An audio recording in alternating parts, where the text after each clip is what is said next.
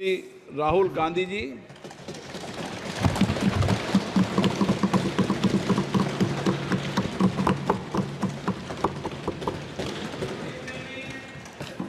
Thank you, Honorable Speaker, for the opportunity.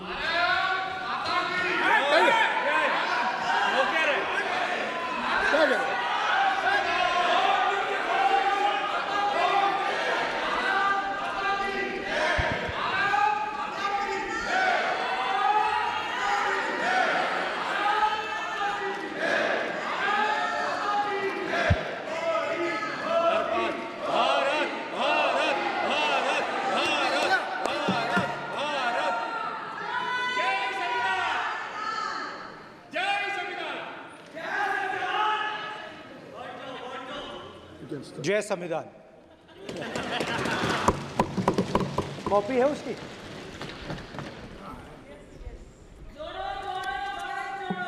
जय संविधान। इसकी हमने रक्षा की है। देश ने मिलकर संविधान की रक्षा की है और अच्छा लग रहा है अब कि हर 2-3 मिनट बीजेपी के लोग संविधान संविधान संविधान संविधान कह रहे हैं।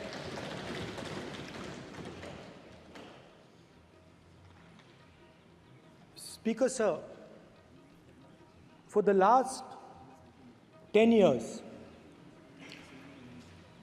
there has been a systematic attack on the Constitution, on the idea of India, and on anybody who opposed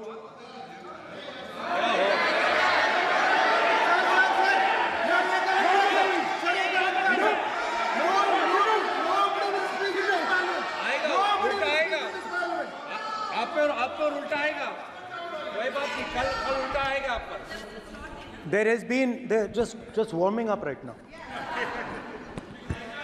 अभी वार्म अप हो रहा है। तो there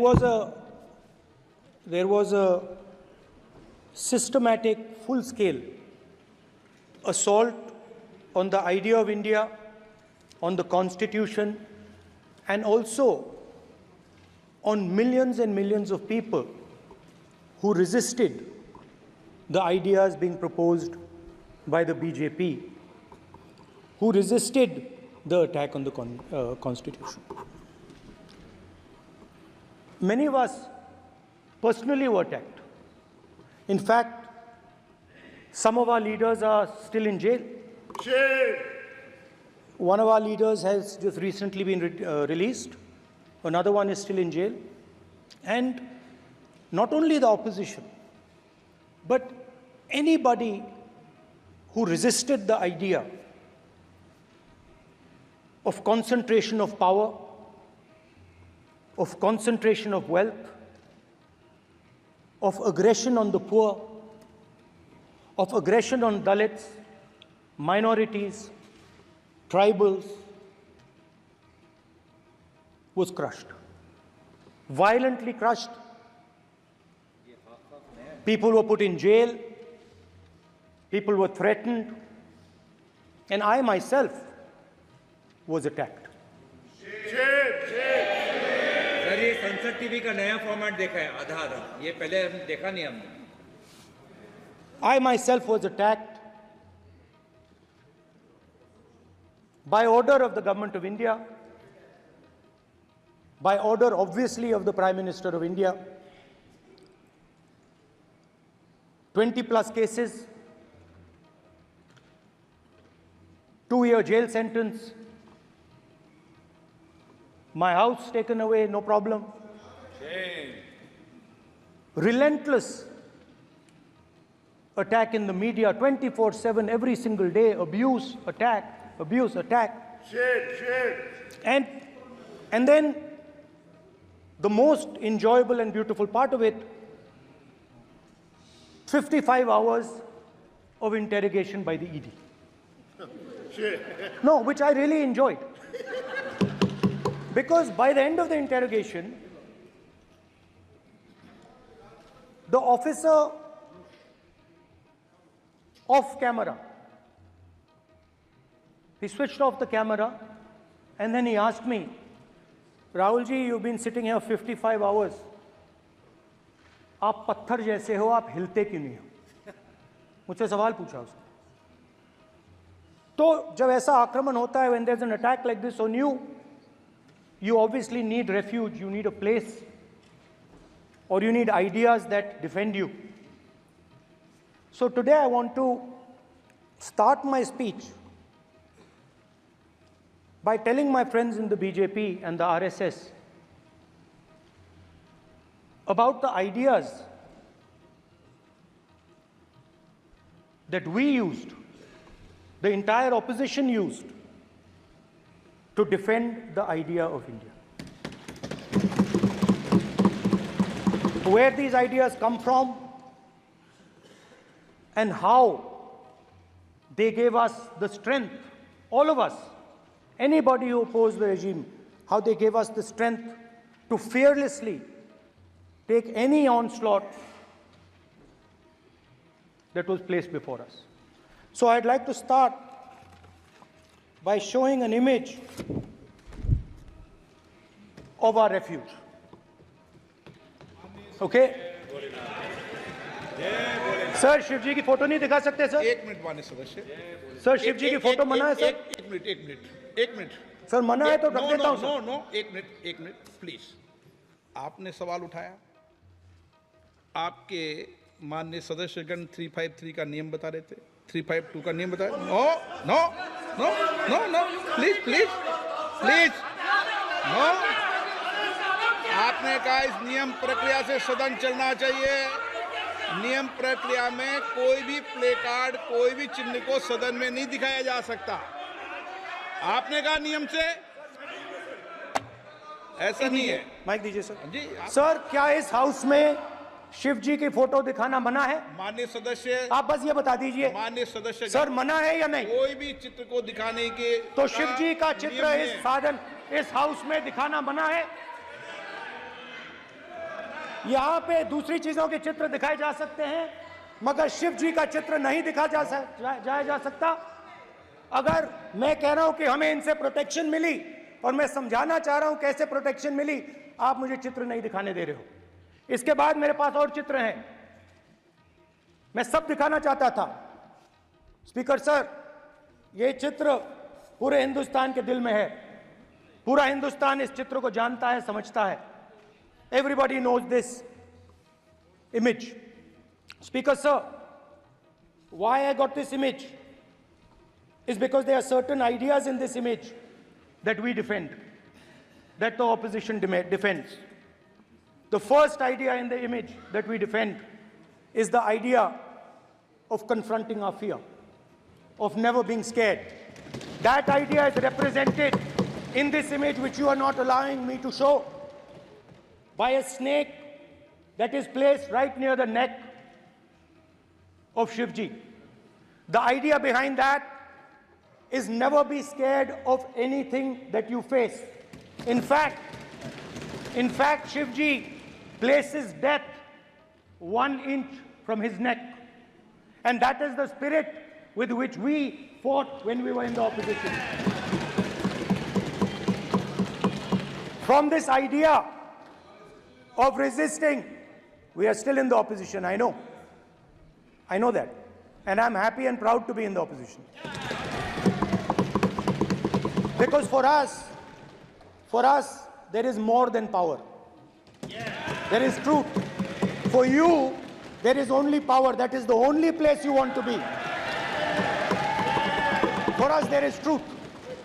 And this is a symbol of truth. So when Shivji places the snake near his neck, what he is saying is, I will accept the truth and I will not back down from the truth, and that is what we have said. After that, a new idea emerges. And of course, I cannot show Shivji's picture, but all of you know it. Behind the left shoulder of Shivji is the Trishul. Now, I would like you to understand that there is a reason that the Trishul, a weapon, has been placed behind the left shoulder. The Trishul is not a symbol of violence. It is a symbol of non-violence, and that is why it is placed in a place where Shiva cannot reach it with his right hand. If it was a symbol of violence, it would have been held in his right hand like this. It is a symbol of non-violence. That is why it is placed behind his left shoulder. When we fought the BJP, we were not violent.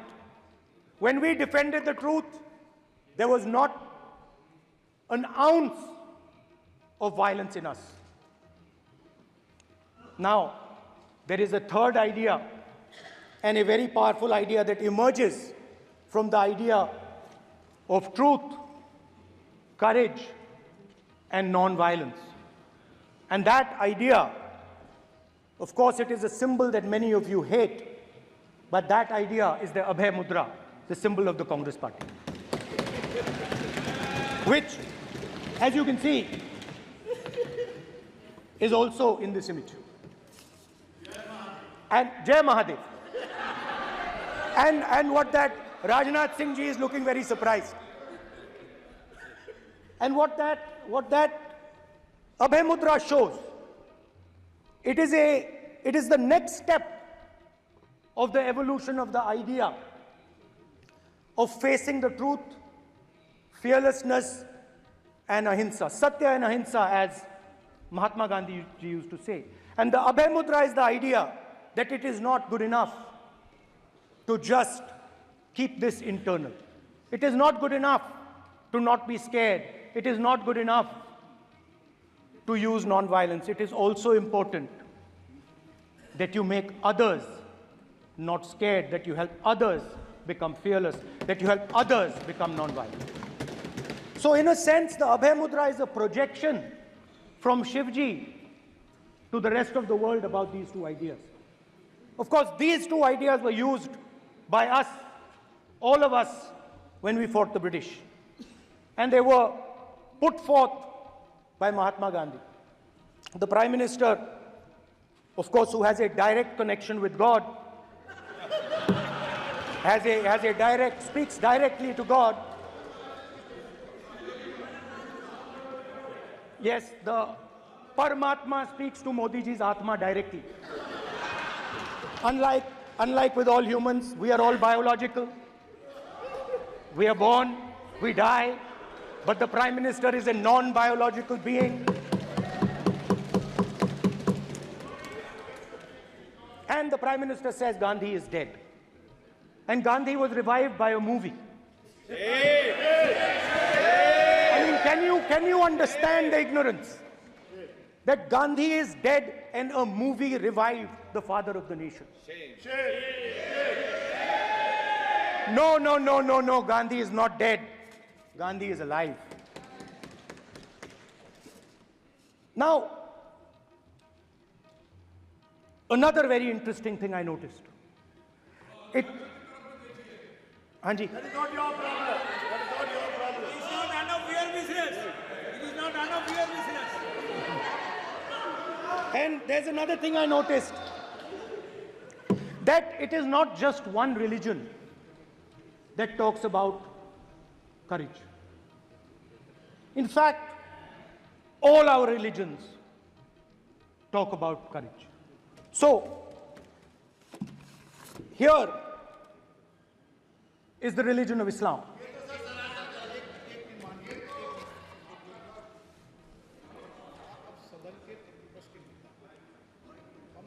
आपसे ये अपेक्षा ठीक है, मैं दिखाऊंगा नहीं sir, कैसे करूं? मैं समझाना चाहता हूं, वो समझा नहीं पा रहा हूं। सब समझदार हैं यहाँ पर, सब चुनकर आते हैं। सर, बात नहीं बन रही, चुनकर भेजा है, मजा नहीं आ रहा है। जनता ने सबको चुनकर भेजा, आप एड्रेस करें। जनता ने कांग्रेस पार्टी ने शिवजी की फोटो दिखा दी है, गुस्सा हो गए। अब देखिए, प्लीज मान्य सदस्य आप तो इस्लाम में भी कहा गया है, मैं पढ़ता हूं, एड्रेस इधर करें। He said, एड्रेस इधर करें मान्य सदस्य। हाँ जी, सॉरी, इस्लाम में भी लिखा गया है, कुरान में, the prophet peace be upon him said, God said, have no fear, I am with you, hearing and seeing. मतलब इस्लाम में भी कहा गया है, कि डरना नहीं है। और जब इस्लाम में दुआ मांगी जाती है तो दोनों हाथ से, दाएं हाथ से अभय मुद्रा दिखाई देता है। उसके बाद गुरु नानक जी की ओर चलते हैं।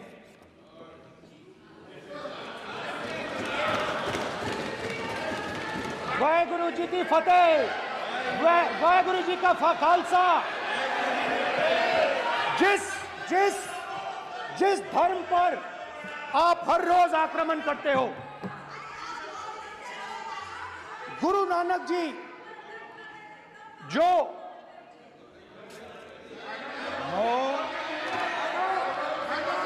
प्लीज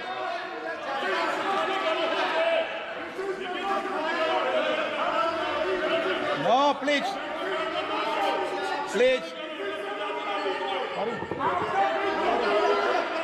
प्लीज प्लीज प्लीज माननीय सदस्य, please Guru Nanak ji please के माननीय चित्र में भी सदस्य, हम इनको इस तरीके से पूछते हैं, आप इस तरीके से टेबल पे मत रखो।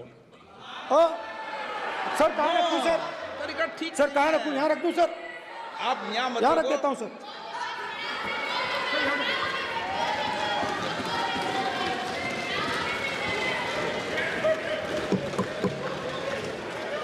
सर गुरु नानक जी के चित्र में भी आपको अभय मुद्रा दिखाई देगा। गुरु नानक जी भी कहते हैं कि डरो मत, डराओ मत।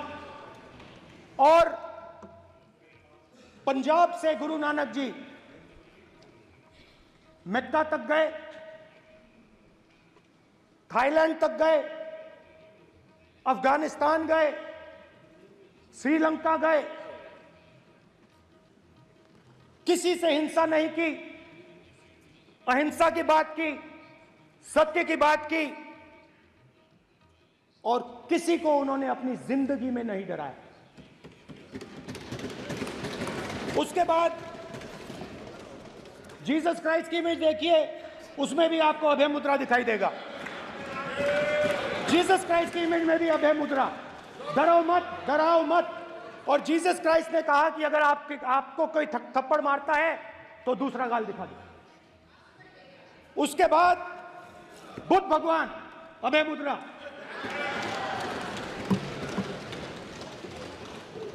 डरो मत, डराओ मत, अहिंसा। मतलब, और अंत में महावीर, डरो मत, डराओ मत, अभय मुद्रा। मतलब हिंदुस्तान के इतिहास में 3 फाउंडेशनल आइडियाज हैं। मोदी जी ने अपने भाषण में एक दिन कहा कि हिंदुस्तान ने किसी पर आक्रमण नहीं किया। उसका कारण है क्योंकि यह देश अहिंसा का देश है।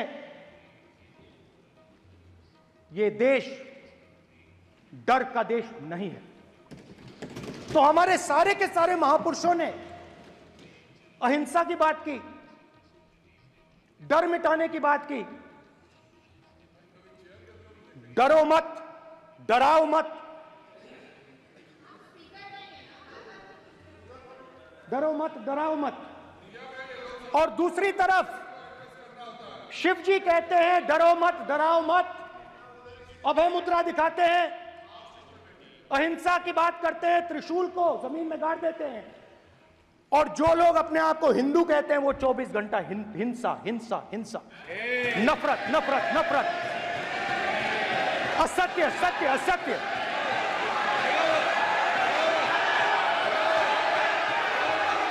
आप हिंदू हो ही नहीं।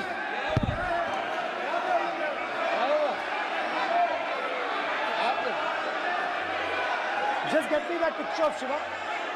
inside because of his Hindu धर्म में साफ लिखा है, सत्य के साथ खड़ा होना चाहिए, सत्य से पीछे नहीं हटना चाहिए, सत्य से नहीं डरना चाहिए।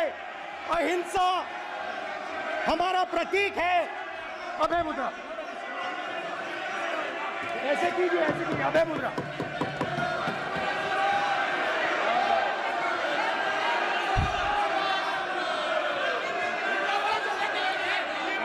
अब फिर नहीं आएगा। Then Prime Minister will not speak. Then Prime Minister will speak.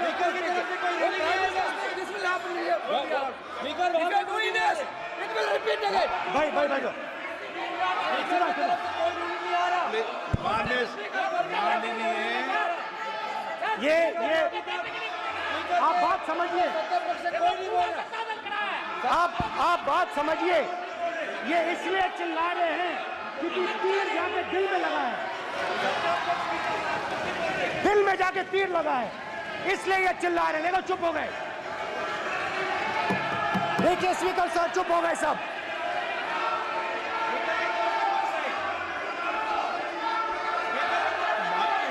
एक मिनट।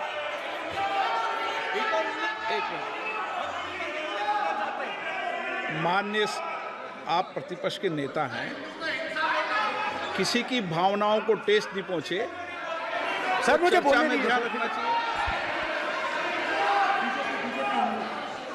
ये जो ये विषय बहुत गंभीर है, पूरे हिंदू समाज को हिंसक कहना ये गंभीर विषय है। बीजेपी को आपको नहीं, नरेंद्र मोदी जी पूरा हिंदू समाज नहीं है, बीजेपी पूरा हिंदू समाज नहीं है, आरएसएस पूरा हिंदू समाज नहीं है।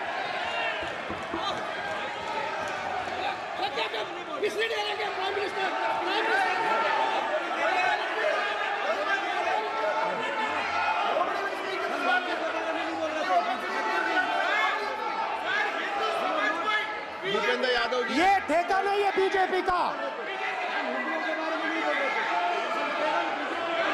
भूपेंद्र यादव जी बोलना चाहते हैं आप?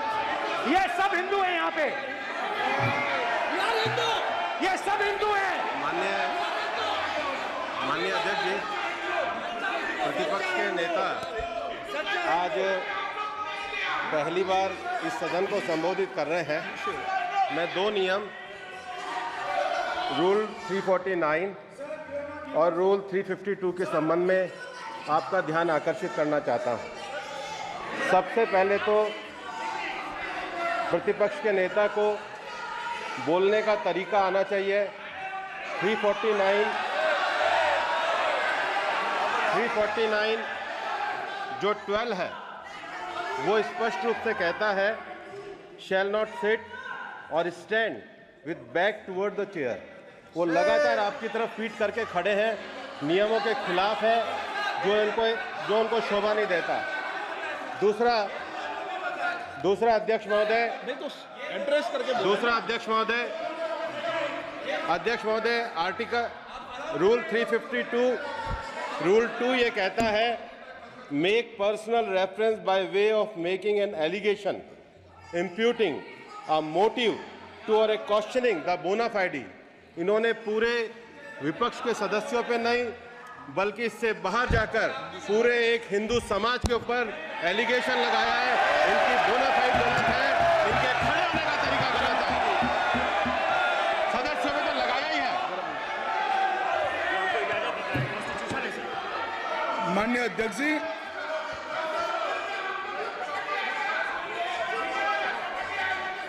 गृह मंत्री जी, नो आप डिबेट में गृह मंत्री जी।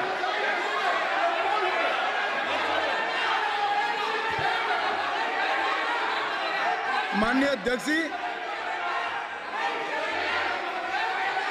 शोर शराबा कर इतने बड़े वाकया को छिपाया नहीं जा सकता। विपक्ष के नेताजी ने कैटेगोरिकली कहा है कि जो अपने आप को हिंदू कहते हैं वो हिंसा करते हैं। मैं फिर से रिपीट करना चाहता हूं, उनका वाक्य था जो अपने आप को हिंदू कहते हैं वो हिंसा की बात करते हैं, हिंसा करते हैं। मान्यवर, इस देश में शायद इनको मालूम नहीं है, करोड़ों लोग अपने आप को गर्व से हिंदू कहते हैं, गर्व से हिंदू कहते हैं। क्या वो सभी लोग हिंसा की बात करते हैं, हिंसा करते हैं? हिंसा की भावना को किसी धर्म के साथ जोड़ना और इस सदन में और संवैधानिक पद पर बैठे हुए व्यक्ति ने, मैं मानता हूं मान्यवर, उन्होंने इसकी माफी मांगनी चाहिए। मान्यवर, मैं उनको एक गुजारिश भी करना चाहता हूं कि इस्लाम में अभय मुद्रा, इस पर इस्लाम के विद्वानों का मत एक बार वो ले ले। गुरु नानक साहब की अभय मुद्रा पर SGPC का मत वो ले ले। और मान्यवर, अभय की बात तो इनको करने का कोई अधिकार नहीं है। आपातकाल में पूरे देश को इन्होंने भयभीत करा है, लाखों लोगों को जेल में डाला। और आतंक, वैचारिक आतंक अगर कभी था, वैचारिक आतंक कभी था तो आपातकाल के वक्त था। और मान्यवर, दिल्ली में दिन दहाड़े हजारों सिख भाइयों का कत्लेआम उनके शासन में हुआ। आज वो भय की बात कर रहे हैं। मान्यवर, मेरा आपसे आग्रह है कि श्री राहुल गांधी, नेता प्रतिपक्ष, पहला भाषण होने के बावजूद माफी मांगनी चाहिए। न केवल सदन, पूरे देश की माफी मांगनी चाहिए।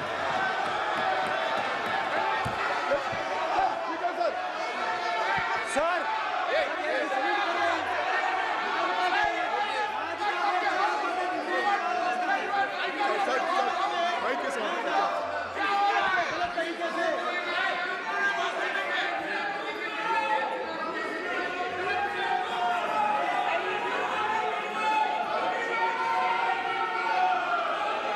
Speaker sir,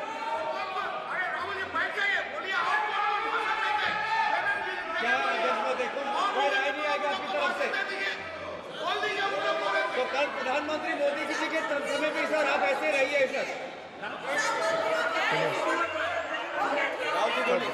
I'm not going to speak until they're quiet.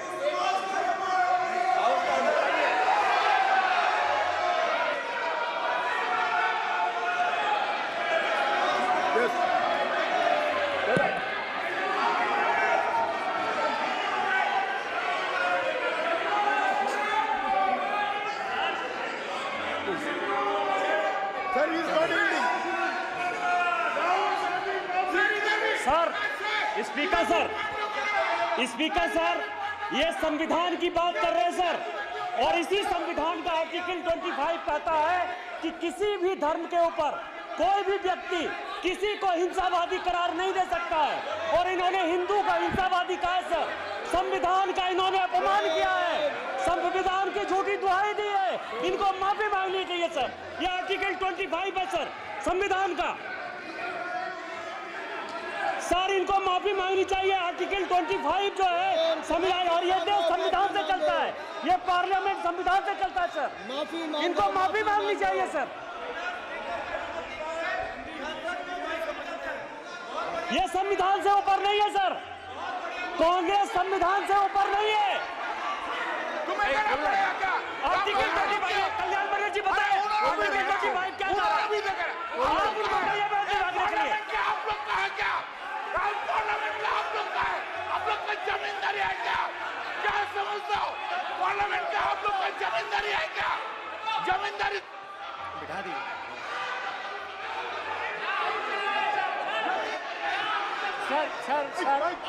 Sir, speaker sir, माने प्लीज एक मिनट देता हूं मैं आपको। हिंदू धर्म कहता है। एक मिनट प्लीज, माने सदस्य प्लीज, मान्य प्लीज, एक मिनट प्लीज। माननीय सदस्यगण, ये सदन की एक मिनट मैं दूंगा, अलाउ करूंगा आपको। माननीय सदस्यगण, इस सदन की एक गरिमा रही है और हमें संवाद चर्चा करते समय इस सदन की गरिमा को रखना चाहिए। और ऐसी कोई भी आपत्तिजनक बात जो पूरे समाज के पर विषय हो, कम से कम प्रतिपक्ष के नेता को बोलते समय ध्यान रखना चाहिए मैं इसको सीरियस तरीके से देखूंगा।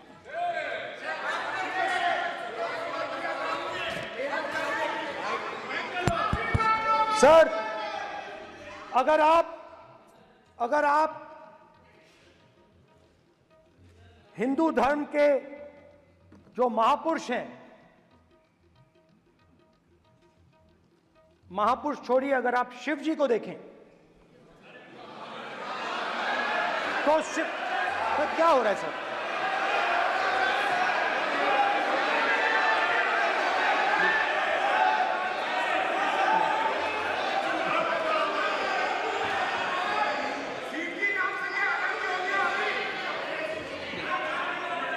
अगर आप शिव जी को देखें तो उनकी इमेज से आपको पता लगता है कि हिंदू डर नहीं फैला सकता, हिंदू हिंसा नहीं फैला सकता, हिंदू नफरत नहीं फैला सकता।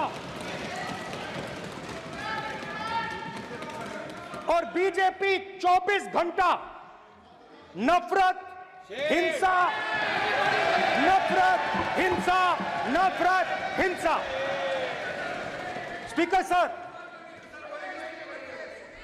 कहां तक इन्होंने डर फैला दिया है?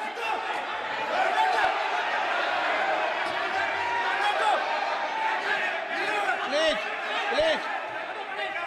सर, कहां तक इन लोगों ने डर फैला दिया? मैं आपको अयोध्या से शुरू करता हूं। सर नमस्कार,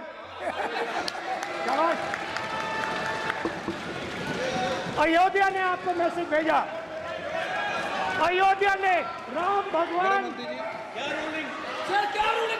मेरा व्यवस्था का सवाल है।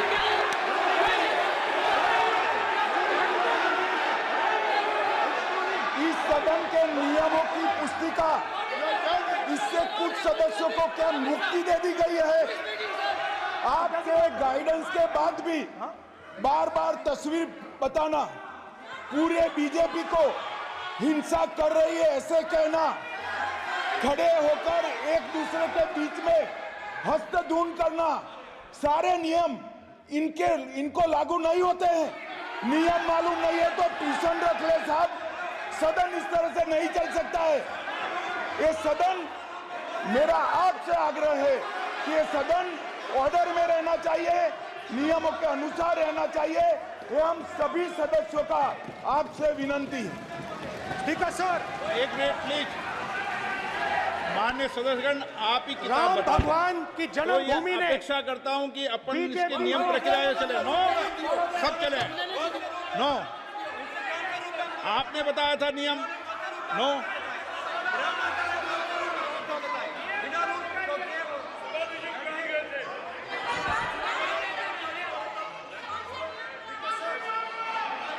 माइक दीजिए सर। हाँ सर, मेरा सवाल है सर, इस माइक का कंट्रोलर किसके हाथ में? प्लीज बैठिए सर ये ऑफ होता है, प्लीज बीच में माने ऑफ हो बैठिए जाता है। प्लीज। ये बार कई बार विषय उठ गई और बहुत गंभीर, और माननीय सदस्य, आप प्रतिपक्ष के नेता हैं, आप सदन के बाहर भी ये बात कहते हैं कि माइक बंद कर देते हैं। मैंने कई बार आग्रहपूर्वक किया कि आसन पर इस तरीके का आरोप नहीं लगाएं। नो, प्लीज बात सुनिए।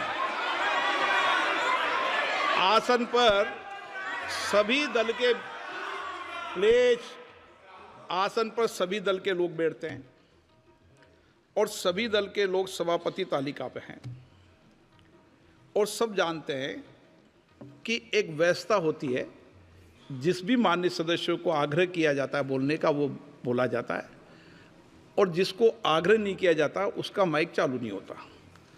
आप बोलने के लिए खड़े, आपका माइक कभी बंद नहीं हुआ, कभी बंद नहीं हुआ। आप अगर आसन में जो भी विराज रहे हैं वो अगर आपका नाम नहीं पुकारते हैं तब माइक चालू नहीं होता।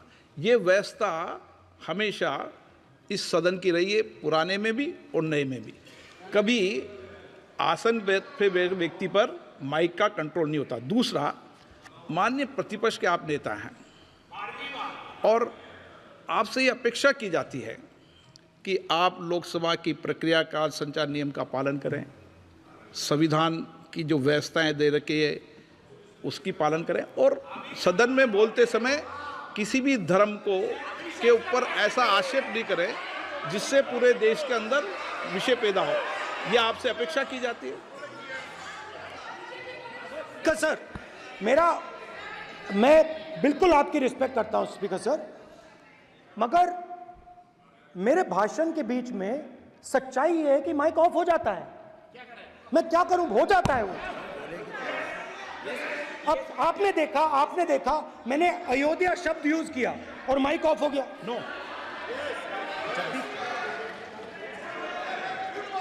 अरे ये प्रधानमंत्री मोदी जी के टाइम में आधा पैर आएगा क्या? तो अयोध्या ने राम भगवान की जन्मभूमि, प्लीज ब्रदर, राम भगवान की जन्मभूमि ने बीजेपी को मैसेज दिया और ये आपके सामने मैसेज बैठे हुए हैं। मैंने इनसे पूछा, कल कॉफी पी, इनसे मैंने पूछा बताइए ये हुआ क्या। बीजेपी ने राम मंदिर का इनॉग्रेशन किया, बोलने दीजिए, राम मंदिर का इनॉग्रेशन किया। अरे भाई आप हार गए, उसको शर्म करिए। नाम बोलने की कोई जरूरत नहीं है, मैं भाषण दे रहा हूं, आप नहीं दे रहे हो।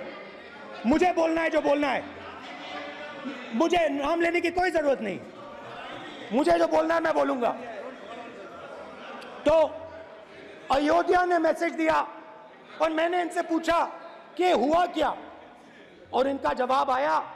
मैंने उनसे पूछा कि आपको कब पता लगा कि आप अयोध्या में जीत रहे हो, और आपने कहा पहले दिन से मुझे पता था। सही बात। और मैंने कहा ये क्या हुआ, उन्होंने कहा राहुल जी अयोध्या में एयरपोर्ट बना, अयोध्या की जनता से जमीन छीनी गई और आज तक उन्हें मुआवजा नहीं मिला है। उन्होंने कहा, सही बात, उन्होंने कहा कि अयोध्या में जो भी छोटे छोटे दुकानदार थे, जो भी छोटी छोटी बिल्डिंग्स थी, उन सारों को तोड़कर गिरा दिया गया और उन लोगों को सड़क पर कर दिया गया। इन्होंने यह भी कहा कि अयोध्या के इनॉग्रेशन में अयोध्या की जनता को बहुत दुख हुआ, क्योंकि इनॉग्रेशन में अदानी जी थे, अंबानी जी थे, मगर अयोध्या का कोई नहीं था। और ये कारण था कि अयोध्या की जनता में, उनके दिल में नरेंद्र मोदी जी ने भय डाल दिया। उनकी जमीन ले ली, उनके घर गिरा दिए और फिर अयोध्या के गरीब लोगों को, किसानों को, मजदूरों को मंदिर के इनॉग्रेशन तक नहीं जाने दिया। मंदिर के इनॉग्रेशन छोड़ो, उसके बाहर भी नहीं जाने दिया। और इसीलिए अयोध्या की जनता ने सही मैसेज भेजा। अच्छा, इन्होंने मुझे एक और बात बोली, 3 बार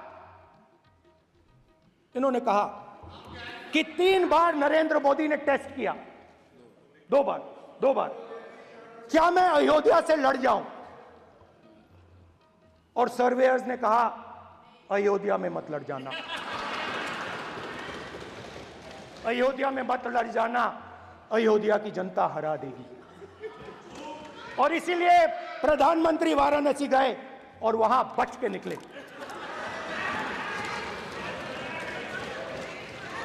तो अयोध्या की जनता को डराया, पूरे देश को डरा दिया। मैं आपको बताता हूं, आज सुबह में आया, राजनाथ सिंह जी ने मुस्कुरा के मुझे नमस्ते की, और मोदी जी बैठे हैं, मुस्कुराहट नहीं, सीरियस, नमस्ते भी नहीं करते। कहीं मोदी जी ना देख लें, प्रॉब्लम हो जाएगी। वही कहानी गडकरी जी की है, सच्चाई है। अरे भाई, अयोध्या की जनता को छोड़ो, ये तो बीजेपी वालों को डराते हैं।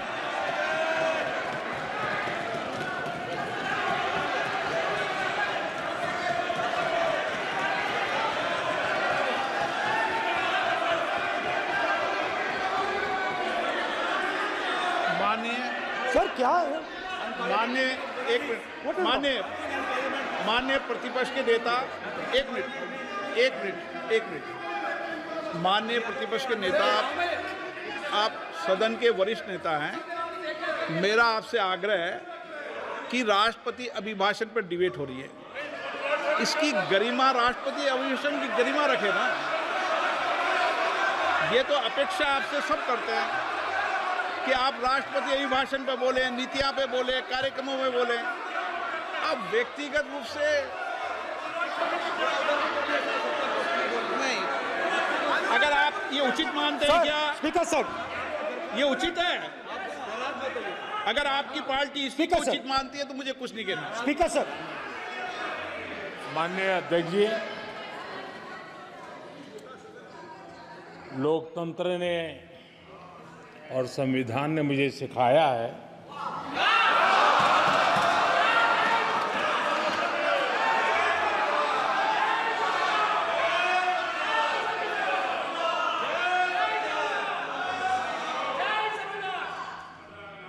कि मुझे विपक्ष के नेता को गंभीरता से लेना चाहिए।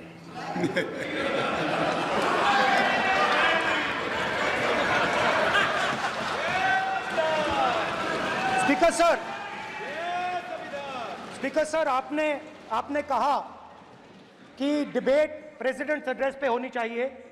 ये जो मैंने किया है, अनुराग ठाकुर जी ने अयोध्या की बात की थी, अनुराग ठाकुर जी ने सनातन धर्म पर आक्रमण की बात की थी, इसीलिए मैंने ये किया है। मैं दिखाना चाहता हूं कि अयोध्या में क्या हुआ, अयोध्या की सच्चाई क्या थी। प्रेसिडेंट्स डिबेट में उन्होंने बात उठाई थी, मैंने बात बंद की। प्रधानमंत्री जी को अच्छी लगी अयोध्या के बाद अच्छी लगी,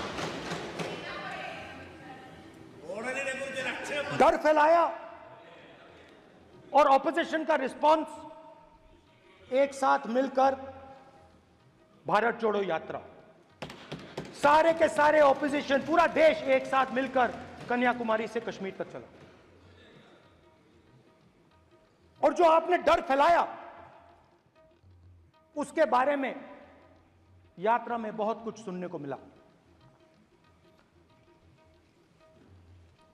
अभी तक याद है, सुबह 7 बजे, 7-8 बजे की बात थी, यात्रा में चल रहे थे, एक महिला आती है, हमारे साथ चलती है, मेरा हाथ पकड़ती है और घबराई हुई सी थी। तो मैंने पूछा क्या हुआ, तो मुझे कहती है मुझे मार रहा है, मुझे मार रहा है।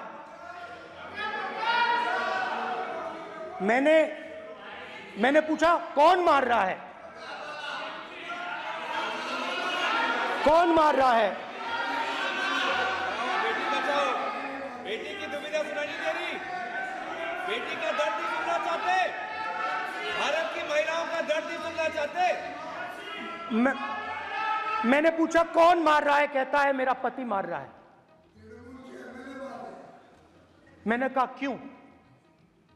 कहती है सुबह का खाना नहीं दे पाई। मैंने कहा क्यों? खरीद नहीं पाई, महंगाई है, महंगाई है, खरीद नहीं पाई, खाना नहीं पका पाई, इसलिए मुझे मार पिट रही है। मैंने कहा बहन क्या करूं, कैसे आपकी मदद करूं? कहती हैं आप कुछ मत कीजिए, आप कुछ मत कीजिए, आप सिर्फ ये बात याद रखिए कि महंगाई के कारण हिंदुस्तान में हजारों महिलाओं को सुबह पीटा जा रहा है। उसके शब्द हैं, मेरे शब्द नहीं हैं। गैस सिलेंडर, महंगाई, तो आपने गरीबों को, महिलाओं को डराने का काम किया। शिव जी कहते हैं डरो मत, डराओ मत। आपने हिंदुस्तान की महिलाओं को महंगाई से हर रोज डराया है। कुछ दिन पहले मैं पंजाब में अग्निवीर के परिवार से मिला। सुनिए अग्निवीर के परिवार से मिला। छोटा सा घर था, छोटा सा घर था।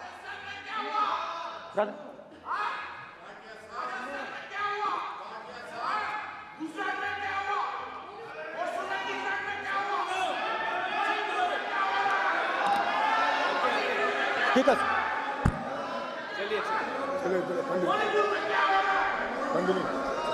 छोटे से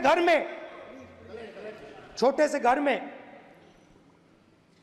अग्निवीर शहीद हुआ, लैंडमाइन ब्लास्ट में शहीद हुआ। मैं उसे शहीद कह रहा हूं, मगर हिंदुस्तान की सरकार उसे शहीद नहीं कहती। नरेंद्र मोदी उसे शहीद नहीं कहते हैं। नरेंद्र मोदी उसे अग्निवीर कहते हैं। उस घर को पेंशन नहीं मिलेगी, उस घर को कॉम्पनसेशन नहीं मिलेगी, शहीद का दर्जा नहीं मिलेगा। और बेचारे बैठे हुए थे, 3 बहनें थी, एक साथ बैठी हुई थी, रो रही थी। आम जवान को पेंशन मिलेगी, जरूर दुख होगा, मगर हिंदुस्तान की सरकार आम जवान की मदद करेगी। मगर अग्निवीर को जवान नहीं कहा जा सकता। अग्निवीर यूज एंड थ्रो मजदूर है। और आप उससे कहते हो, उसको आप 6 महीने की ट्रेनिंग देते हो, 6 महीने की ट्रेनिंग देते हो। दूसरी तरफ चाइना के जवान को 5 साल की ट्रेनिंग मिलती है। राइफल लेकर उसके सामने खड़ा कर देते हो, उसके दिल में भय पैदा करते हो। एक जवान और दूसरे जवान के बीच में फूट डालते हो कि एक को पेंशन मिलेगी, एक को शहीद का दर्जा मिलेगा, दूसरे को नहीं मिलेगा। और फिर अपने आप को देशभक्त कहते हो। ये कैसे देशभक्त हैं?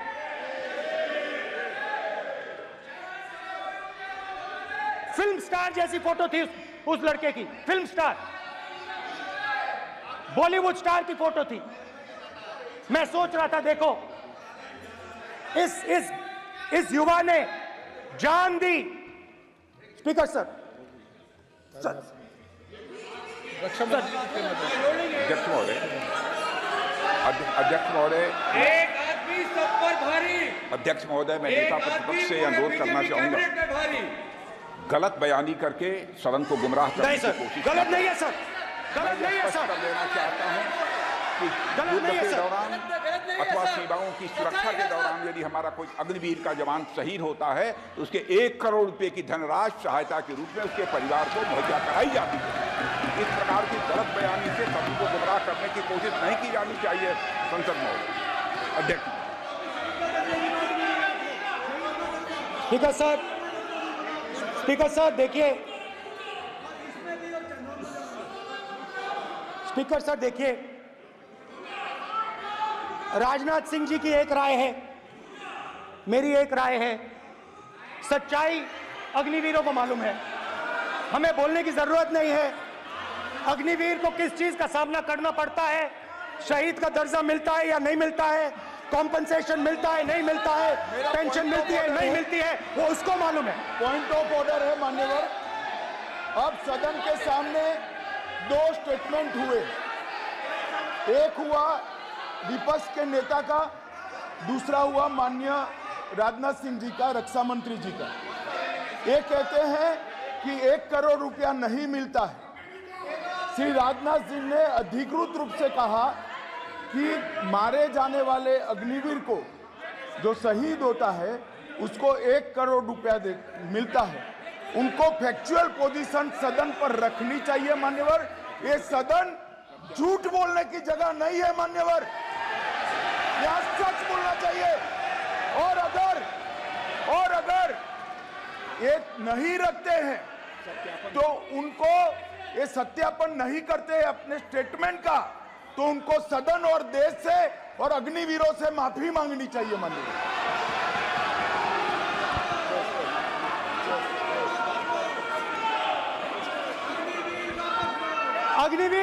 अग्निवीर की सच्चाई मैंने फ्लोर ऑफ द हाउस पे रखी है और राजनाथ सिंह जी ने भी कहा है।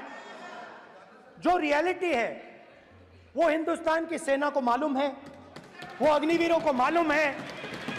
उनके कहने से या मेरे कहने से कोई फर्क नहीं पड़ता, सच्चाई तो उनको मालूम है।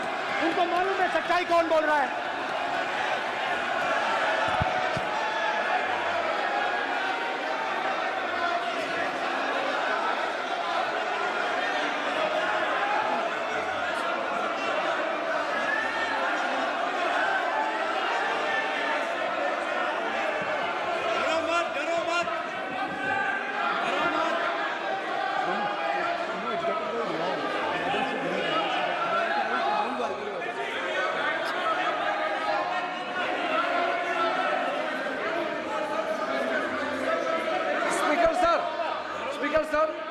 अभी मेरा छोटा सा अनुरोध है, क्योंकि सर ये विषय गंभीर है और अभी माननीय गृह मंत्री जी ने जो बात रखे हैं कि 2 स्टेटमेंट जो रक्षा मंत्री जी ने बताया सदन को और माननीय विपक्ष के नेता राहुल गांधी जी ने जो स्टेटमेंट रखा है, इसमें इन्होंने जो कहा है कि रक्षा मंत्री बोलने से क्या फर्क पड़ता है, इतना हल्का फुल्का कैसे स्टेटमेंट दे सकते हैं लीडर ऑफ ऑपोजिशन। इसलिए सर इन्होंने जो बात रखा है पुष्टि करना चाहिए और हम लोग भी सर नियम के मुताबिक अपना बात रखेंगे सर।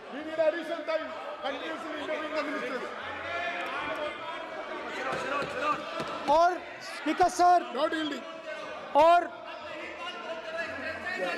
स्पीकर सर, देश की सेना जानती है, पूरा देश जानता है कि अग्निवीर स्कीम सेना का स्कीम नहीं है, पीएमओ का स्कीम है। और पूरी सेना जानती है कि स्कीम प्राइम मिनिस्टर का ब्रेन चाइल्ड था, स्कीम सेना का ब्रेन चाइल्ड नहीं था। जैसे नोटबंदी की गई वैसे ही आर्बिट्री तरीके से। अध्यक्ष महोदय, अध्यक्ष महोदय,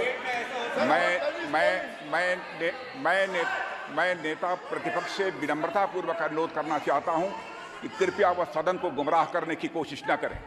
अग्निवीर योजना के संबंध में बहुत सारे लोगों से 158 ऑर्गेनाइजेशन के साथ सीधा संवाद स्थापित हुआ है, उनके सुझाव लिए गए हैं, तब यह अग्निवीर योजना लाई गई है और बहुत सोच समझकर यह योजना लाई गई है। और मैं यह भी स्पष्ट कर देना चाहता हूं, इस प्रकार की योजनाएं दुनिया के कई देशों में है, यूएस में है, यूके में है, वहां पर किसी को कोई किसी प्रकार की आपत्ति नहीं है।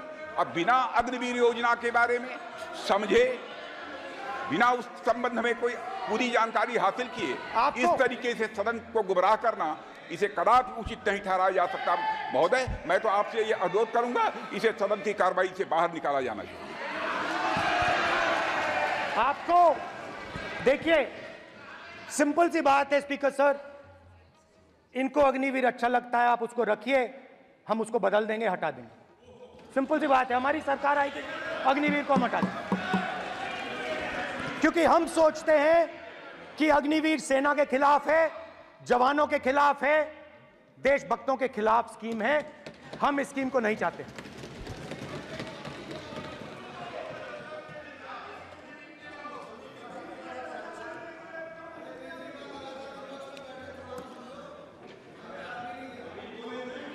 पहली बार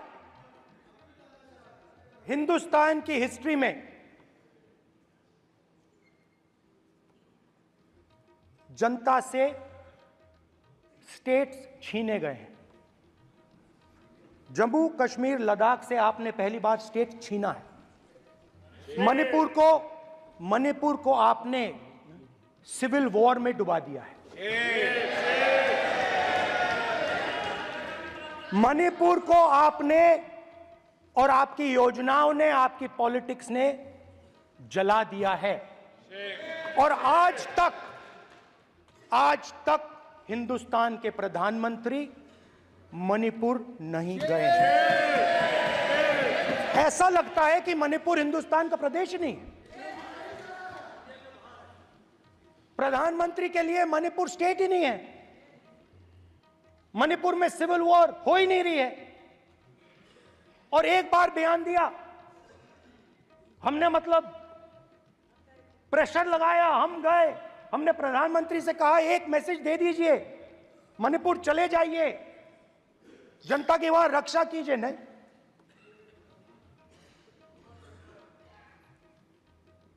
मैं वहां गया,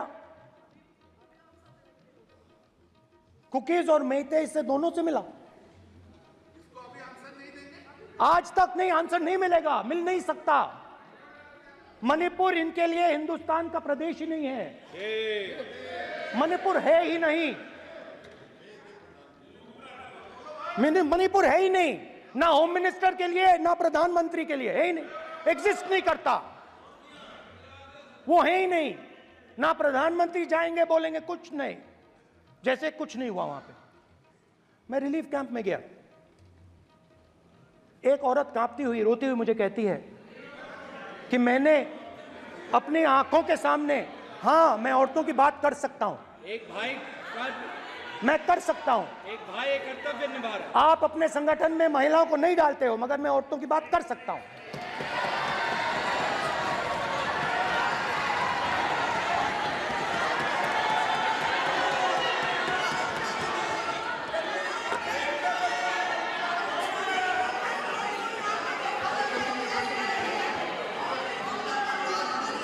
मुझे कहती है मैंने अपने आंखों के सामने, मेरे आंखों के सामने मेरे बच्चे को गोली मारी गई। मैं भागना नहीं चाहती थी, मैं मरना चाहती थी, उसके साथ मरना चाहती थी। मुझे घसीट के वहां से ले गए और फिर मेरे को अपने बच्चे की फोटो दिखाती है, कांपती हुई ऐसे फोटो दिखाती है। ये आपकी योजनाओं का नतीजा है। आपको शर्म आनी चाहिए।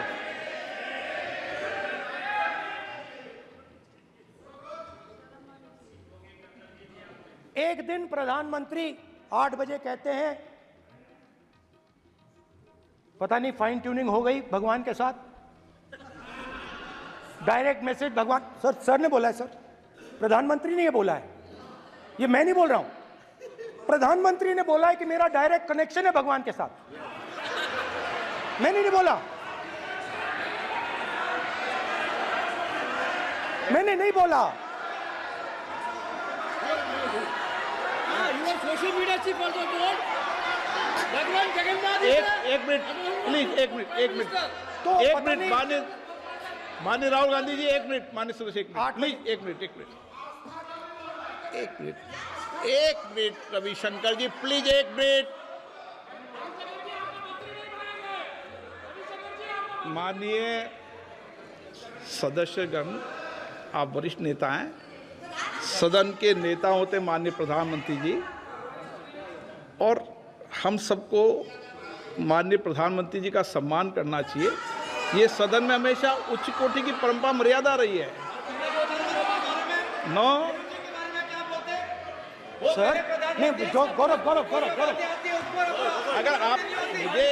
अगर आपको स्पीकर सर, मैं पुरानी पार्टी है। गौरव, स्पीकर सर, मैं रिस्पेक्ट कर रहा हूं। ये प्रधानमंत्री के शब्द हैं, मेरे शब्द नहीं हैं। ये प्रधानमंत्री जी ने कहा है, पब्लिक में, मीडिया को कहा है कि मैं बायोलॉजिकल नहीं हूं, मेरा डायरेक्ट कनेक्शन भगवान के साथ है। मैं नहीं बोल रहा हूं, प्रधानमंत्री मोदी जी ने बोला है। तो पता नहीं उस टाइम 8 बजे भगवान का मैसेज आया होगा, हिंदुस्तान के हिंदुस्तान, वही मगर फिर श्री राम ने आपको दूसरा मैसेज दे दिया अयोध्या में। भगवान का मैसेज आया होगा, मोदी जी नोटबंदी कर दीजिए। नोटबंदी कर दिया, डायरेक्ट ऊपर से आया मैसेज, ऑर्डर आया खटाक। और अलग अलग ऑर्डर आते हैं। अदानी जी वाला ऑर्डर आता है, बंबई एयरपोर्ट अदानी जी को ऊपर से ऑर्डर आता है, खटाखट ऑर्डर आते हैं। तो नोटबंदी कर दी। स्मॉल और मीडियम बिजनेसेस जो हैं, जो हिंदुस्तान की रोजगार की रीढ़ की हड्डी है, बैकबोन है, उड़ा दिया, खत्म कर दिया। आज नतीजा यह है कि ये जो भी करना चाहे करें, हिंदुस्तान के युवाओं को रोजगार नहीं मिल सकता। Job creation backbone is broken, finish, खत्म। नोटबंदी की, गलत जीएसटी लागू की, उड़ा दिया। अब मैं सोचता हूं, पहले मैं सोचता था ये पता नहीं कैसे हुआ, अब मैं समझता हूं कि ये अदानी जी, अंबानी जी जैसे लोगों के लिए किया गया था। ये रास्ता साफ करने का तरीका था, रास्ता साफ करने का तरीका था। इनकम टैक्स डिपार्टमेंट उनके पीछे पड़ा रहता है।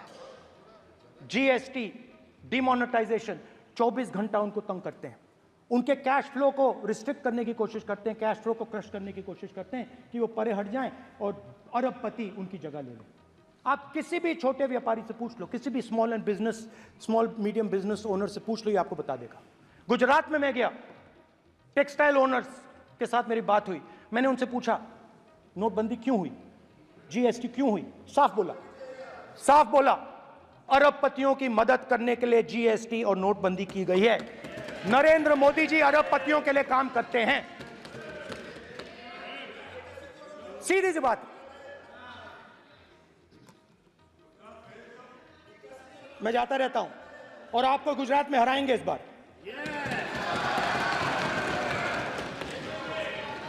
आप लिख के ले लो, आपको ऑपोजिशन इंडिया गठबंधन गुजरात में हराने जा रहा है।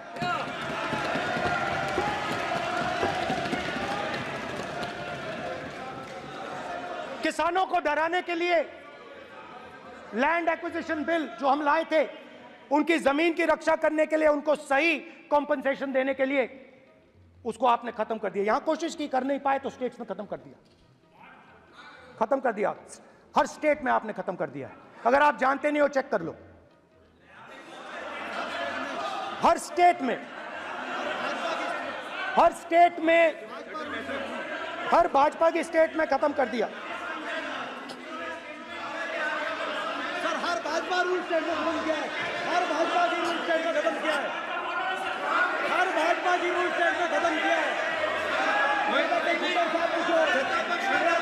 स्पीकर सर,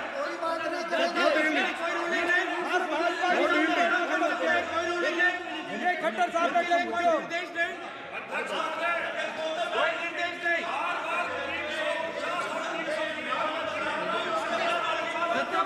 बार खड़े होकर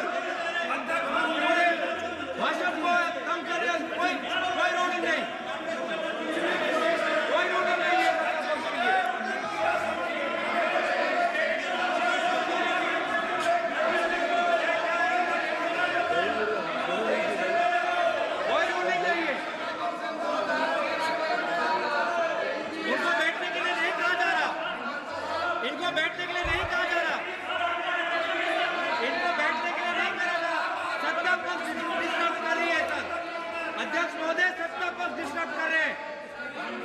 अध्यक्ष महोदय सत्ता पक्ष डिस्टर्ब कर रहे हैं। किसानों को ये देखिए सर, ये देखिए just give me a list of BJP states. आप किताब लेके क्यों खड़े हो? कानून बनाना चाहते हो? आप क्या बोलना चाहते हैं, कानून से बताओ। स्पीकर का डायरेक्शन है सर, स्पीकर का डायरेक्शन 115, और वो ये कहता है सर, वो ये कहता है कि कोई भी मेंबर कोई भी मेंबर यदि अपनी बातें कहना चाहता है, जैसे अग्निवीर के बारे में उन्होंने कहा या स्टेट के बारे में कहा, उनको ऑथेंटिकेट करना पड़ेगा, नहीं तो माफी मांगनी पड़ेगी। ये आपका डायरेक्शन है 115(1) और 115(2). इसीलिए वो जो बातें कर रहे हैं उसको ऑथेंटिकेट करें, चाहे अग्निवीर के लिए चाहे वो किसानों के लिए कर रहे सर। ये आपका डायरेक्शन है।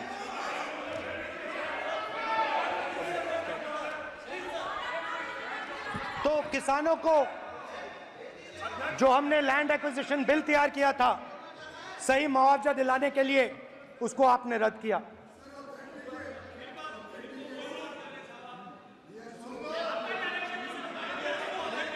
विल ऑथेंटिकेट कर देंगे, ऑथेंटिकेट कर देंगे, कर देंगे हम ऑथेंटिकेट, बैठ जाओ कर देंगे ऑथेंटिकेट। उसके बाद किसानों को डराने के लिए, याद रखिए शिव जी कहते हैं डरो मत डराओ मत, किसानों को डराने के लिए आप 3 नए कानून लाए। प्रधानमंत्री ने उनसे कहा कि ये आपके फायदे के कानून हैं। सच्चाई थी कि वो अदानी जी अंबानी जी के फायदे के कानून थे। हिंदुस्तान के सारे किसान खड़े हो जाते हैं। आज तक सड़क ब्लॉक है। अगर आप वहां जाएंगे आज तक आपको दिखेगा कि वो सड़क जिस पे किसान आए थे वो आज तक बंद पड़ी हुई है। हरियाणा में 2 जगह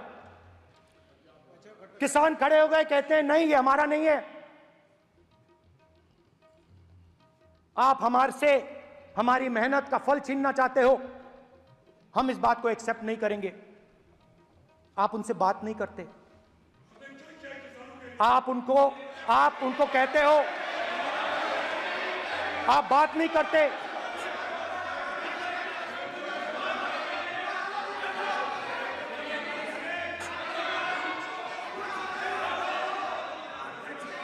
आप बात नहीं करते, आप गले नहीं लगते, आप उन्हें आतंकवादी कहते हो। आप कहते हो ये सब आतंकवादी हैं। झूठ नहीं है, झूठ नहीं है, सच है, सच है। गृहमंत्री जी, मान्यवर, मैं समझ रहा हूं कि विपक्ष के नेता नाते पहली बार बोल रहे हैं, मगर नियमों के पुस्तक के बाहर वो नहीं जा सकते। ये स्टेटमेंट करे कि हम कहते हैं कि किसान आतंकवादी, तो कैसे सदन में चल सकता है मान्यवर? आप एक तरफा नियमों के ऊपर जाकर उनको रियायत दे रहे हो मान्यवर, हमें संरक्षित करिए, ऐसे नहीं चलता। 700 किसान शहीद हुए। हमने इस हाउस में कहा कि किसानों के लिए मौन होना चाहिए, आपने मौन नहीं होने दिया। आपने कहा ये किसान नहीं है, आपके मुताबिक ये किसान नहीं थे, ये आतंकवादी थे। देखिए आपकी एलाय सिर हिला रही हैं, वो भी सहमत हैं, कौर जी सहमत हैं। देखिए हमारी जरूरत नहीं है, वो सहमत हैं आपसे, वो सहमत हैं। माननीय बोला था नो, माननीय सदस्य, एक शब्द उधर नहीं सर। किसान क्या मांग रहा है सर? स्पीकर सर, माननीय सदस्य, स्पीकर सर, किसान क्या मांग, सॉरी, मेरा ये आग्रह है, आपकी पार्टी का समय नहीं बचेगा, दोगे पूरा?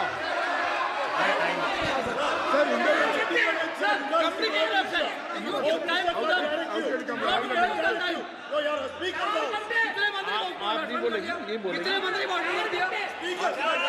सर। और आप तो सर, और स्पीकर सर, आप तो किताब स्पीकर सर, किसानों ने मांगा क्या? स्पीकर सर, किसानों ने मांगा क्या? किसानों ने सिर्फ ये कहा कि अगर 16 लाख करोड़ रुपए अरबपतियों का कर्जा माफ हो सकता है तो हमारा भी थोड़ा सा कर दीजिए। किसान ने यह कहा कि हर प्रोडक्ट के लिए सही प्राइस मिलती है, हमें भी एमएसपी दे दीजिए। और आप लोगों ने कहा किसान का कर्जा माफ नहीं होगा और एमएसपी नहीं मिलेगी।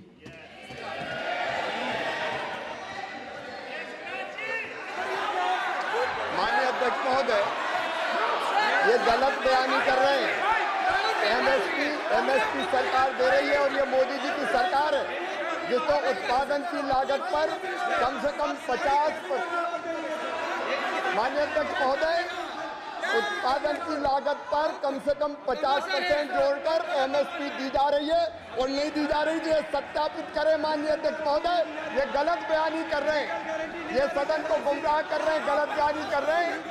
आज भी एमएसपी पर खरीद जारी है और अभी खरीद की फसलों के एमएसपी के रेट हमने तय किए।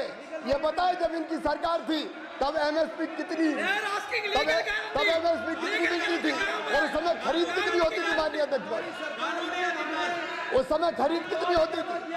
आज भी एमएसपी पर खरीद जारी है माननीय अध्यक्ष महोदय, ये गलत बयानी कर रहे हैं।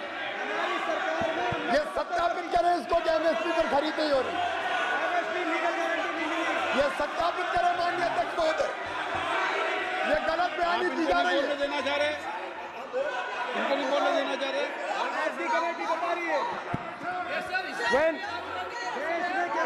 स्पीकर सर, एमएसपी जब मैं brother speaker sir, MSP with legal guarantee, Speaker sir. The issue is MSP with legal guarantee, not just MSP. MSP is being given. The issue is Kisans want MSP with legal guarantee, which you are not ready to give them. तो किसानों में आपने डर डाला, भय डाला, महिलाओं में महंगाई, गैस सिलेंडर, सेना में अग्निवीर, हर व्यक्ति के लिए आप लोगों ने भय का कोई ना कोई पैकेज दिया, गिफ्ट दिया, तोहफा दिया। स्टूडेंट्स की बात करते हैं। जो आप 2000 साल पहले की बात करते हो, थोड़ी सी भविष्य की भी बात कर देते हैं, इंडिया के फ्यूचर की बात कर देते हैं। रोजगार तो आपने खत्म कर दिया, नोटबंदी, जीएसटी, जो आपने स्मॉल एंड मीडियम बिजनेसेस थे उनको खत्म करके, युवाओं को आर्मी में अपॉर्चुनिटी मिलती थी, अग्निवीर उनके लिए आपने दे दिया, वो खत्म कर दिया, रास्ता ब्लॉक कर दिया। पब्लिक सेक्टर को आप प्राइवेटाइज करते हैं, वो रास्ता बंद कर दिया। और अब एक नया फैशन निकला है, NEET.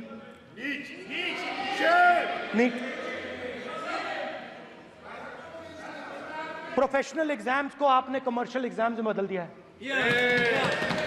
NEET is not a professional exam, NEET is a commercial exam. NEET में एक स्टूडेंट टॉपर हो सकता है, एक्सीलेंट स्टूडेंट हो सकता है, मगर अगर उसके पास पैसा नहीं है मेडिकल कॉलेज में नहीं जा सकता। सिंपल सी बात। नीट का पास मार्क 22% है। वो पूरा का पूरा एग्जाम, सर एजुकेशन मिनिस्टर पूरा का पूरा एग्जाम अमीर बच्चों के लिए बनाया गया है। कोटा में पूरे के पूरे एग्जाम को आपने सेंट्रलाइज किया। हजारों करोड़ रुपए बन रहे हैं, हजारों करोड़ रुपए बन रहे हैं। और कमर्शियल पेपर जो आपने बना रखे हैं, कमर्शियल एग्जाम्स, 7 साल में 70 बार पेपर लीक। प्रेसिडेंट्स एड्रेस में ना नीट की बात होगी, ना अग्निवीर की बात होगी, ये बातें नहीं होंगी। और हमने कहा, हम स्पीकर सर, हमने कहा कि एक दिन का डिस्कशन अलाउ कर दीजिए। हम आपके साथ खड़े होकर इसको रिजॉल्व करना चाहते हैं।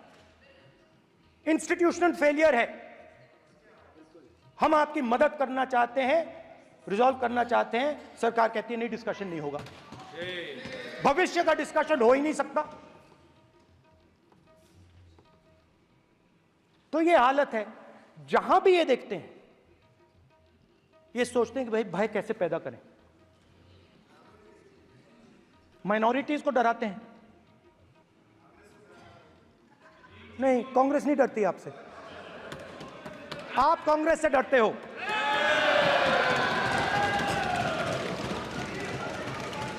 हिंसा, नफरत, माइनॉरिटीज के खिलाफ, मुसलमानों के खिलाफ, सिखों के खिलाफ, क्रिश्चियंस के खिलाफ। और माइनॉरिटीज ने क्या किया? माइनॉरिटीज ने क्या किया?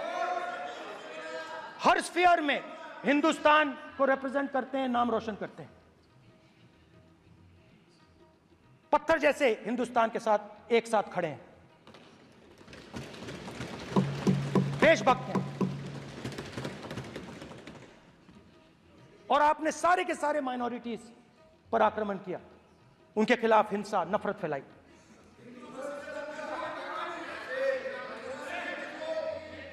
तो शिव जी कहते हैं, सर देखिए मेरा वो हटा दिया आपने सर, वो देखिए सर हटा दिया, कैमरा से हटा दिया। चेहरा देखिए, सर देखिए वापस आ गया सर, हटाओ। माननीय सदस्य, ये देखो, एक मिनट देखा सर आपने? एक मिनट, ये सर मैं प्लीज एक मिनट सर प्लीज, एक मैं मिनट सर इतना कहना चाहता हूँ। प्लीज, माननीय सदस्य प्लीज। नहीं ये ठीक नहीं है। नो नहीं, एक मिनट माननीय, एक मिनट प्लीज, एक minute.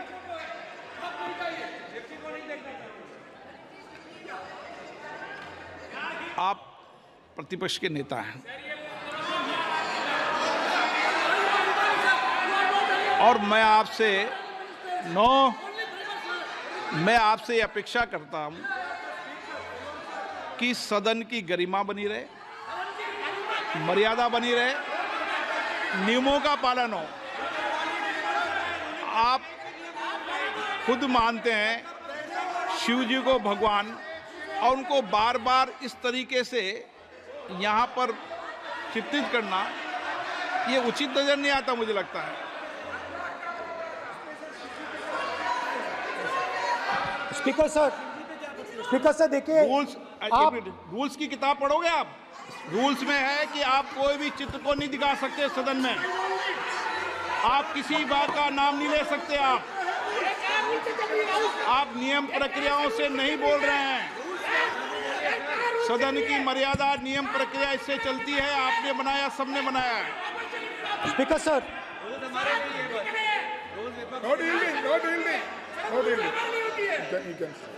No dealing. It's not dealing. Speaker sir, this is not right.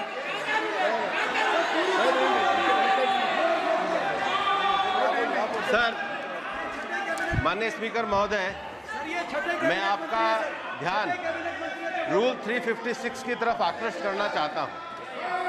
अगर कोई सदस्य स्पीकर साहब के ध्यान में लाने के बाद इररिलेवेंट और लगातार किसी विषय को बार बार दोहराता है, तो आपके पास ये अधिकार है कि आप उस सदस्य को निर्देशित करके रोक सकते हैं। आप अपने अधिकार का प्रयोग करिए।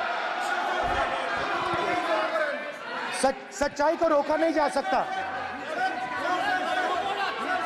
हाँ बोल ये इविडेंट बोलो, रूल्स बोलो। अच्छा, इनको रूल्स पे चलने दो। हाँ बोलो इविडेंट जी, रूल में नहीं है ये, अब रूल में नहीं है। 349 में कोई चित्र दिखा सकते हैं? चलिए बताइए। 349 हाँ सुनिए, सुनाओ आप इनको। सर 3492, फिर आपकी भी सुनो। while house and sitting a member shall not interrupt any member while speaking by disorderly expression or noises or any other disorderly manner. Sir, in the same way, sir, number बोलो। Sir 349 Sir, while the house is in sitting, 2 shall not interrupt any member while speaking by disorderly expression or noises or any other disorderly manner. Sir, the honorable minister continuously disturbing the house, sir. Continuously intervening the speech. Sir, continuously. Sir, shall maintain silence when not speaking in the house. 9, 349, 2 and 9. Very clear, sir. एक minute. अब आप 1 minute, आपने बताया 349। Okay, 1 minute इस पे आ जाए। सभा में झंडे, प्रतीक या कोई भी प्रदर्शित वस्तु प्रदर्शित नहीं करेंगे। माननीय प्रतिपक्ष के नेता, आप आपकी सदस्य का रूल की पालना कर लें, अच्छा है। तो नीट में तो सब इनके जगह भय सदस्य ने फैलाया। नियम बताया, उसकी पालना करने के लिए कह रहा हूं मैं तो।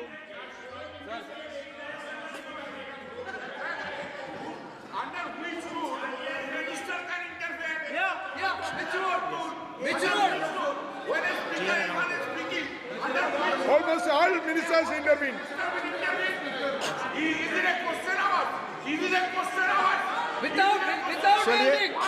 ओके, प्लीज आप मान अधिवक्ता हैं, प्लीज बैठिए। अध्यक्ष, आसन पर बैठे सभापति या अध्यक्ष माननीय सदस्य को अलाउ कर सकता है, ये नियम में नहीं है। ये नियम में नहीं है क्या? नो, कर सकते हैं आप। रूल्स पे मत चलिए, रूल्स पे चलेंगे तो नो। ये नियम में नहीं लिखा कि एलओपी बोले तो आप बीच में नहीं बोल सकते। नो, अध्यक्ष के आसन की व्यवस्था दे सकते हैं, प्लीज। चलो Sir, you have allowed 2 ministers, 3 ministers, and I want to make very short references. Read this. 352. A member while speaking shall not make personal reference by way of making an allegation, imputing a motive to or questioning the bona fides of any other member of the House. Okay. Has Rahul Gandhi made reference to any other member? Sir, ये हुआ नहीं। और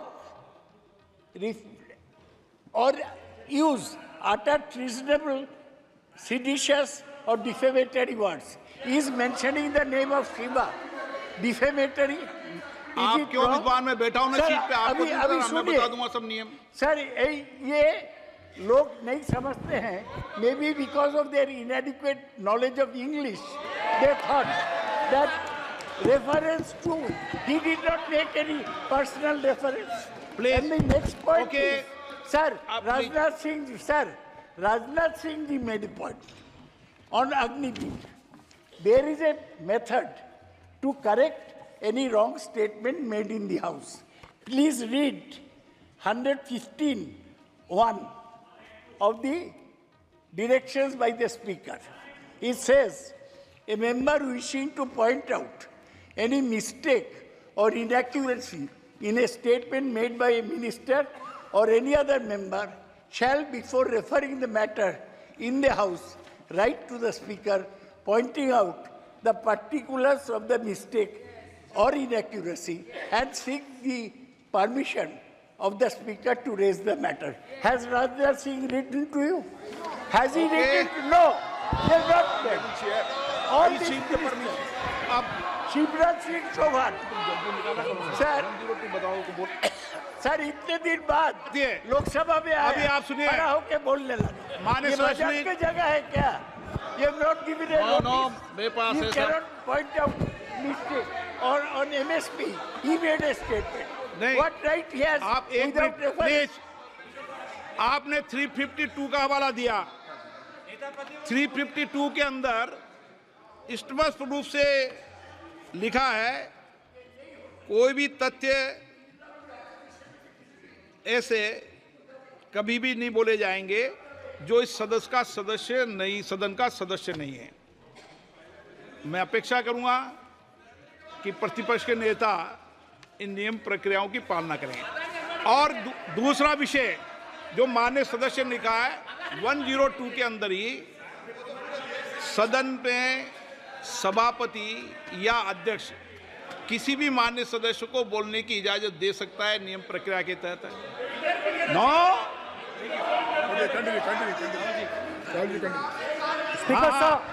speaker sir, मेरी permission से किसी को भी allow कर सकता हूं और मेरी बिना परमिशन के कोई नहीं बोला है। See, sir, Speaker sir, NEET students spend years and years preparing for their exam. Their family supports them financially, emotionally. And the truth is that NEET students today do not believe in the exam. Because they are convinced that the exam is designed for rich people, not meritorious people. I have met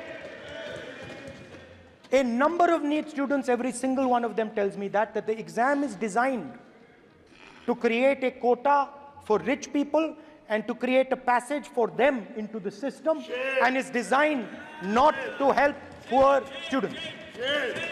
Now, इससे भी बहुत डर होता है।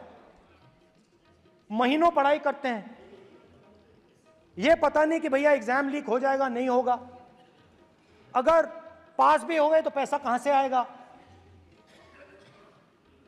तो उधर भी इन लोगों ने भय डालने का काम किया। तो जहां भी ये देखते हैं ये भय डालते हैं।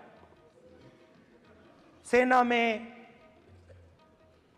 युवाओं में, किसानों में, मजदूरों में, महिलाओं में, डिसेबल्ड में भी। और मैं ये भी कह सकता हूं कि सिर्फ बाकी हिंदुस्तान में भी नहीं, मगर अपनी पार्टी में भी भय है। आपकी पार्टी में डर है, भय है, सच्चाई है। देखो अब आप चिल्ला नहीं रहे हो, अब आप शांत हो, अब बिल्कुल शांत हो, सच्चाई बोल दी, चिल्ला नहीं रहे, चुप। क्योंकि आपकी ट्यूनिंग डायरेक्टली, प्रॉब्लम क्या है, आप चिल्ला भी नहीं सकते क्योंकि कनेक्शन नहीं। सर मैं बोल रहा हूं, सर समझा रहा हूं, स्ट्रक्चर बोल रहा हूं।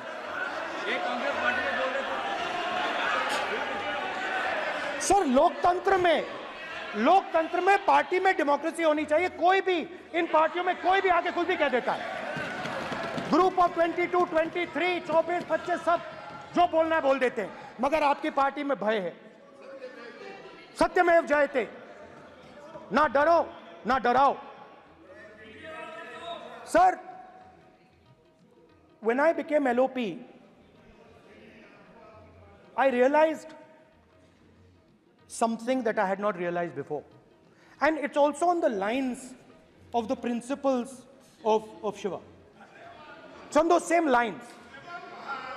And the idea was that after becoming LOP, all my personal dreams, my personal aspirations, my personal fears have to be put aside. I am now actually two people. I'm not one person. I'm a constitutional person, and my job is to be leader of the opposition, to represent all these parties equally. In fact, I don't just represent the Congress party, I represent every single party. And I have to treat every single party with love and affection. So when Hemant Soren ji is in jail or Kejriwal is in jail, it should disturb me, it should hurt me. Yes. Yes. When you unleash your agencies on these political people, it is our job to defend them. Because there is a constitutional person and an individual. And what Shivji is saying is that when you are a constitutional person, the individual should die.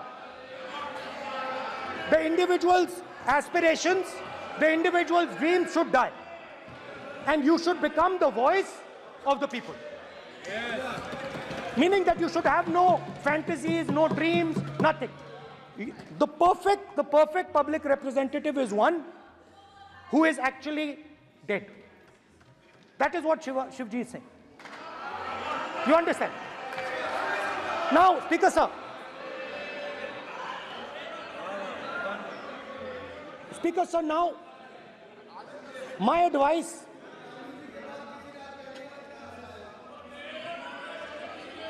So there are two structures now. One is me as an individual, and one is me as leader of the opposition. Me as an individual, I might have my likes and dislikes. I might have my views, but me as leader of opposition have to suppress them, have to reduce them and say, now I'm the voice of the opposition. That is the idea. That is the idea of the democratic system. The people have given me a responsibility, and that responsibility should overcome my personal likes, dislikes, aspirations. Now, Speaker sir, why I'm saying this? And forgive me for saying this, but when you were being put on that chair, I walked there to help you, to walk with you to the chair. And I shook hands with the Prime Minister, and I shook hands with you. And then I walked to your chair. And you are the final arbiter of the Lok Sabha. You're the final word here.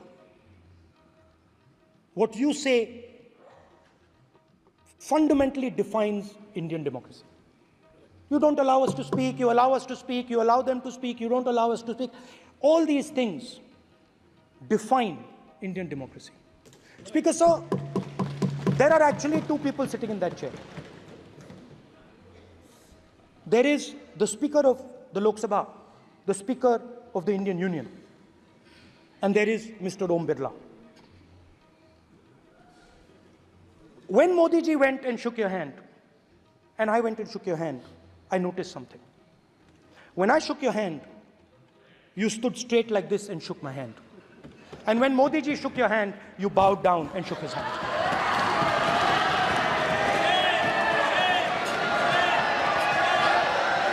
ये आसन के सामने आरोप है, ये chair के सामने आरोप कर रहे हैं माननीय।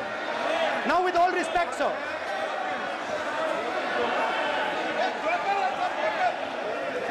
Such a...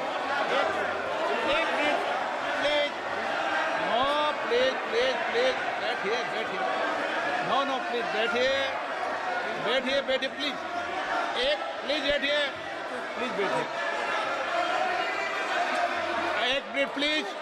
एक minute please, okay please, no. माननीय प्रतिपक्ष के नेता, एक मिनट प्लीज, माननीय प्लीज, नो। प्रतिपक्ष के माननीय नेता, माननीय प्रधानमंत्री सदन के नेता हैं, और मुझे मेरी संस्कृति संस्कार ये कहते हैं, व्यक्तिगत जीवन में भी, सार्वजनिक जीवन में भी, और इस आसन पर भी, जो हमसे बड़े हैं उनको झुककर नमस्कार करो।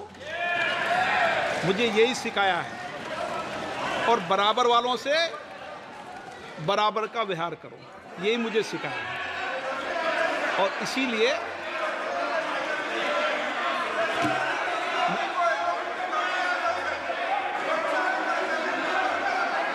स्पीकर सर,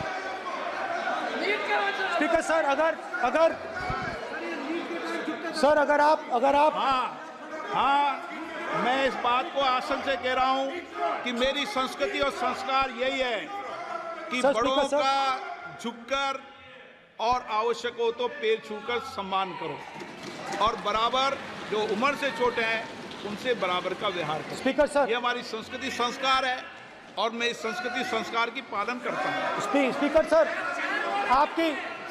सर, आपकी बात को मैं एक्सेप्ट करता हूँ। स्पीकर सर, आपकी बात को रिस्पेक्टफुली बैठिए ना।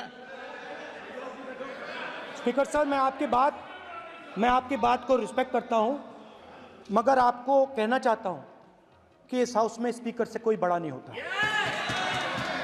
स्पीकर सबसे बड़ा है, हम सबको स्पीकर के सामने झुकना चाहिए। और मैं आपके सामने झुकूंगा और सारा का सारा ऑपोजिशन आपके सामने झुकेगा। ये लोकतंत्र है स्पीकर सर, आप इस हाउस के लीडर हैं, आपको किसी के सामने नहीं झुकना चाहिए। कस्टोडियन है, सदन नेता प्रधानमंत्री है, स्पीकर को आप speaker is the last word, speaker is अध्यक्ष and is the last word. अंत में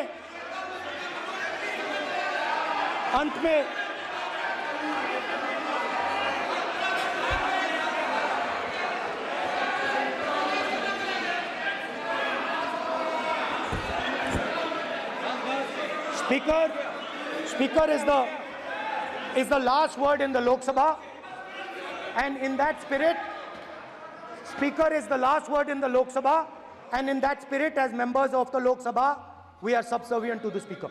I believe that. Now, there might be people in this room who think they are not, but I think the entire opposition believes that we are subservient to you, sir. And we will listen to what you say, and we will bow in front of you. But the only thing I request, Speaker, sir, is it is important that there is fairness in this house. Now, I gave a speech, Speaker, sir, and it was interrupted throughout. Now, this time is going to be taken away from my colleagues. And I think that is unfair. Finally, I'd like to say that the principles that allowed us to fight are in our traditions. Truth, courage, non-violence. And they're in all our religions. And what you have come to represent today is untruth, a complete lack of courage, and violence. And my recommendation to you, if you take it, this country has a government and you are the government. And you are, whether we like it or not, you are the government of India. Elected by the people. And I agree to that. But I would say to you that as individual members, as the cabinet, you do not spread fear in this country. That you do not spread hatred in this country. That you listen to the farmers of this country, you listen to the students of this country. When the opposition says to you, let's have a debate for one day, have it. It's not going to harm anybody. They're going to love you for it. The students of India are going to say, we love the government because they allowed us our voice, they let us speak for one day. So, do not spread hatred. Do not spread violence. Do not be fearful. Even the BJP members here, even the cabinet members, do not be fearful. You have a constitutional position. You are individuals and then you have a constitutional position. Rajnath Singh ji is an individual and he's the defense minister of India. And that is the way this country has to be run. And we as the opposition, don't take us as your enemies. We are not your enemies. We are here, we are sincerely here to make your work easier, as long as you follow the basic principles that we have stated. And these principles are Shivji's principles. They are the principles of Shivji. Har Har Mahadev, you can say. To make the government. This is basically what I have explained here today is the concept of Indian leadership in all religions. Respect, affection, ahimsa, and always standing up for the truth. And I'm more than happy, all of us are more than happy to discuss anything you want without being nasty, without being aggressive, anything you want, we are ready to discuss. So please let us work together to take this country forward. You are the government. We have to accept that. You got 240 seats. So, I congratulate you on that. At least accept it. Accept to kar lijiye. They're not happy. They're not happy. Not happy. They're not happy. Okay, you're not happy. So I would say we want to both work for this country. Work with the spirit of bravery.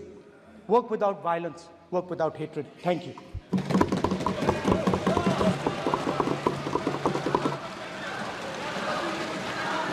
मान्यवर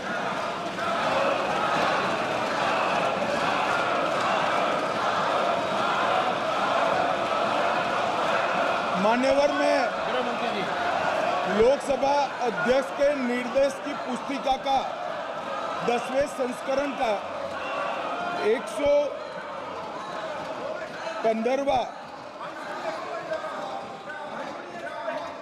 आपके सामने उल्लेखित करना चाहता हूं।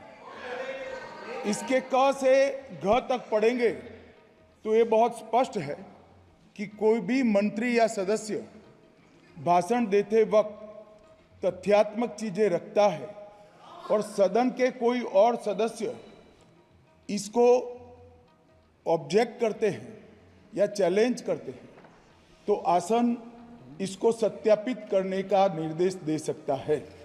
मान्यवर, विपक्ष के नेता ने भाषण में कई चीजें ऐसी रखी जो तथ्य नहीं है, सत्य नहीं है और समय समय पर यहां से ट्रेजरी बैंक में सत्यापन की मांग की। हम सब की ओर से मेरा आपसे निवेदन है कि इनकी स्पीच और ट्रेजरी बैंक से लिए गए सारे ऑब्जेक्शन को ध्यान में रखकर नेता प्रतिपक्ष को अपने भाषण में तथ्य बगैर की और सत्य न हो ऐसी जो बातें रखी गई है इसका सत्यापन करने के लिए आपका निर्देश मिले और हमें संरक्षण मिले। सत्यापन करेंगे। मौबा मित्रा,